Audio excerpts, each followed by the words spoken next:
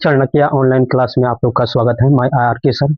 मैं आज पढ़ाऊंगा क्लास 12 का आर्ट्स विषय का हिस्ट्री का ऑब्जेक्टिव क्वेश्चन।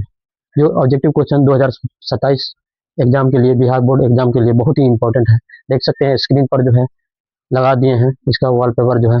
हिस्ट्री का ऑब्जेक्टिव क्वेश्चन हम लोग पढ़ेंगे, क्वेश्चन आंसर यानी पार्ट 1 पढ़ेंगे और पार्ट बाई पार्ट पढ़ते चलेंगे, ठीक है ना। पार्ट 1 पढ़ेंगे, 2 पढ़ेंगे, 3 पढ़ेंगे, ऐसे करके पार्ट पढ़ते चलेंगे। चलते हैं, देखेंगे क्वेश्चन क्या है, प्रश्न क्या दिया है। जैसे यहाँ पर स्लाइड पर आ चुका है प्रश्न, प्रश्न देख सकते हैं। जैसे प्रश्न नंबर 1 क्या है देख सकते हैं।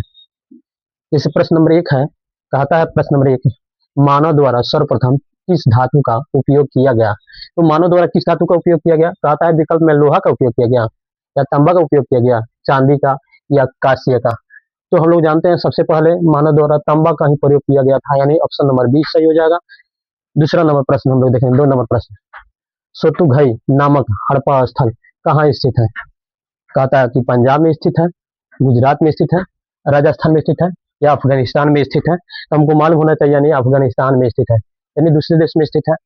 बात करेंगे 3 नंबर प्रश्न के लिए। 3 नंबर प्रश्न कहता है सिंधु घाटी सभ्यता से गोडीवाड़े के साक्ष्य कहाँ से मिले हैं। तो ये विकल्प में है, क्या बनवाली से मिले हैं, सतुघई से मिले हैं, लोथल से मिले हैं, चंदहुदुर से मिले हैं। तो आपको मालूम होना चाहिए सिंधु घाटी सभ्यता का गोडीवाड़ा जो है साक्ष्य ये मिला है गुजरात से, गुजरात में लोथल पड़ता है, यानी ऑप्शन नंबर सी सही हो जाएगा प्रश्न नंबर 3 के लिए।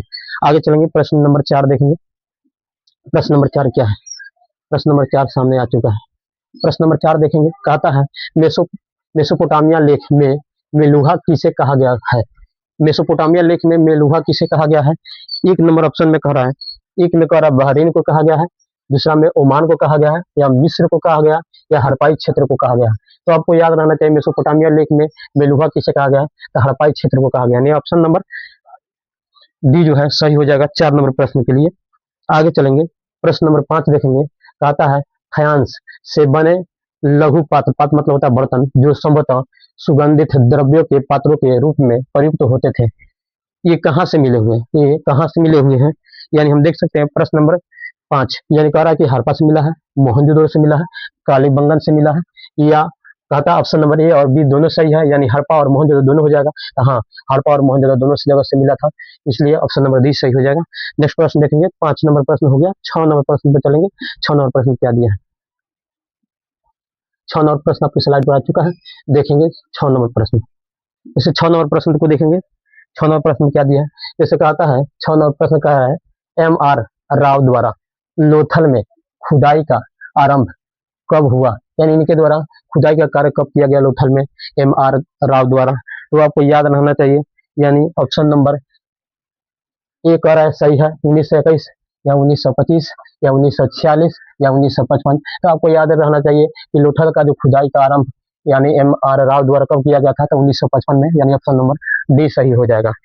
7 नंबर प्रश्न देखेंगे। 7 नंबर प्रश्न में क्या कहता है, बौद्ध और जैन ग्रंथों में महाजनपदों की संख्या कितनी है। तो आपको मालूम होना चाहिए महाजनपदों की संख्या, ऐसे तो आपको जानकारी होनी चाहिए कि 16 होता है, ऐसे विकल्प में दिया 6 होगा या 12 होगा या 16 होगा या 18 होगा। आपको मालूम होना चाहिए, यानी 16 महाजनपदों की संख्या कितना, 16 हो जाएगा। 8 नंबर प्रश्न में कहता है मौर्य साम्राज्य का संस्थापक कौन था। तो मौर्य साम्राज्य का संस्थापक चंद्रगुप्त मौर्य था, यानी ऑप्शन नंबर ए सही हो जाएगा, देख सकते हैं। 9 नंबर क्वेश्चन में दिया हड़प्पा और मोहनजोदड़ो की खुदाई के समय भारतीय पुरातात्विक सर्वेक्षण के डायरेक्टर कौन थे। यानी जो हड़प्पा और मोहनजोदड़ो की खुदाई हो रहा था यहाँ का भारतीय, यानी कहा जाए भारतीय सर्वेक्षण कौन थे।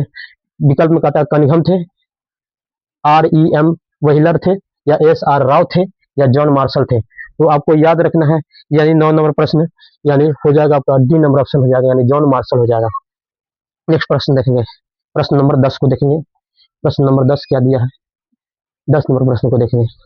कहता है धम्म महामात का क्या कार्य था। तो धम्म महामात का कार्य क्या था, कहता है कि धर्म का प्रचार करना, मंदिर निर्माण करना, राजस्व संग्रह करना, इनमें से कोई नहीं। तो आपको याद रखना है कि धम्म जो है उसका एक तरह का प्रचार था, अशोक के द्वारा किया जा रहा था, धर्म से संबंधित अशोक था, ऑप्शन नंबर ये सही हो जाएगा।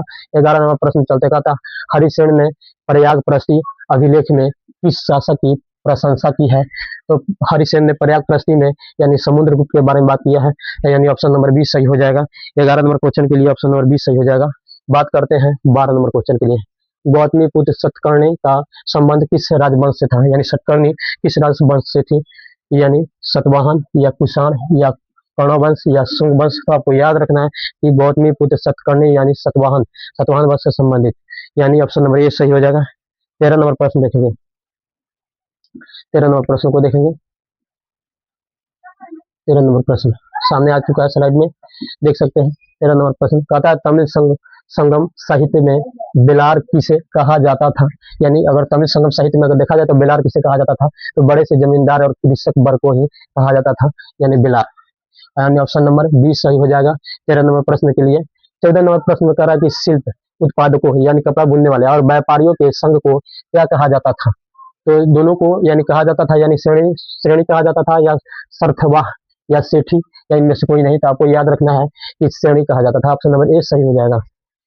15 नंबर प्रश्न में चलेंगे। 15 नंबर प्रश्न कहता है धर्मसूत्र और धर्मशास्त्र में विवाह के कितने रूपों का मान्यता दी गई है, तो आपको याद रखना है, कह रहा है कि 2 रूपों का या 4 रूपों का या 8 रूपों का या 16 रूपों का। हम लोग कहते हैं धर्मशास्त्र और धर्मशास्त्र में विवाह का कितना रूप है, 8 रूप, यानी ऑप्शन नंबर सी सही हो जाएगा। देख सकते हैं प्रश्न नंबर 15 का। बात करेंगे नेक्स्ट में 16 नंबर में। 16 नंबर प्रश्न की बात करेंगे।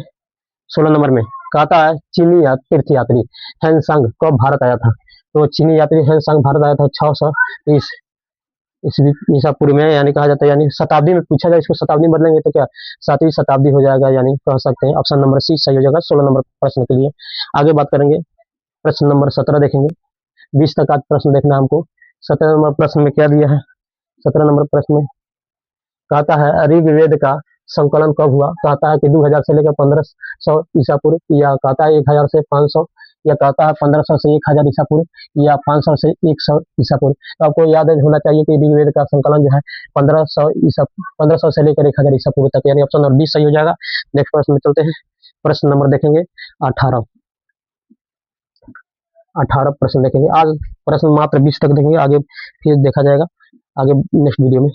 यानी हड़प्पा कह रहा है कि हड़प्पाई लिपि में चिन्हों की संख्या लगभग कितनी थी, तो हड़प्पाई लिपि में अगर चिन्हों की संख्या अगर ऐसे दिया जाए तो विकल्प में तो ऐसे 350 से लेकर 400 के लगभग में बताया गया है, इसलिए यहाँ पर ऑप्शन नंबर 20 सही हम कर सकते हैं, यानी हड़प्पाई लिपि में चिन्हों की संख्या लगभग 350 से 400 थी।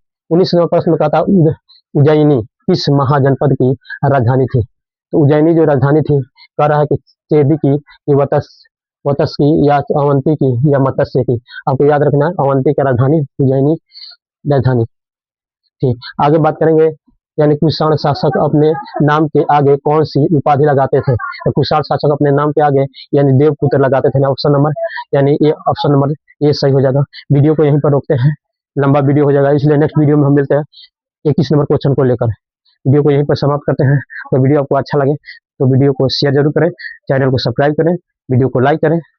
फिर नेक्स्ट वीडियो में मिलते हैं। जय हिंद।